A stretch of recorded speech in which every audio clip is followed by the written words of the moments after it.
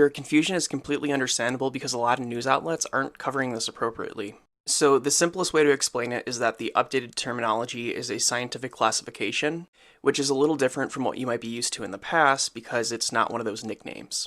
So it's different from when we were calling things Delta or the Kraken or Pyrola. This is a resource from the Czech Republic that can help explain it. So when Pyrola or BA 2.86 mutated into JN1, well, JN1 then exploded into a huge number of mutations, developing a bunch of distinct lineages. And then despite developing all of these distinct lineages, a lot of them convergently mutated into something that was very similar.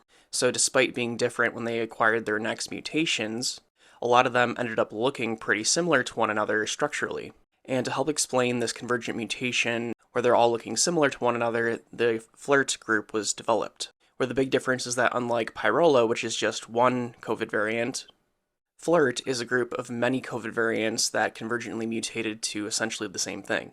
So it has a bunch of different names because they came from different original sources, but that's how we got the FLiRT grouping. When we have something like a deFLiRT, that just means there's been a point deletion.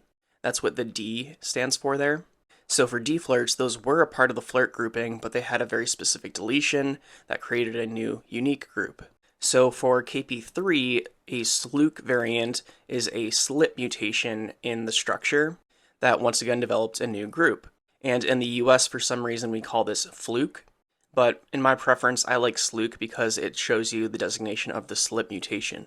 So when we're considering the KP3.1.1, which is the one that's now taking over, and we hear that it's a deFLuQE or a deSLuQE variant, that tells us that in this grouping right here, it acquired a very specific type of mutation, a deletion in the genetic code that slightly alters the 3D structure of the protein, which is where that deFLuQE or deSLuQE variant comes from.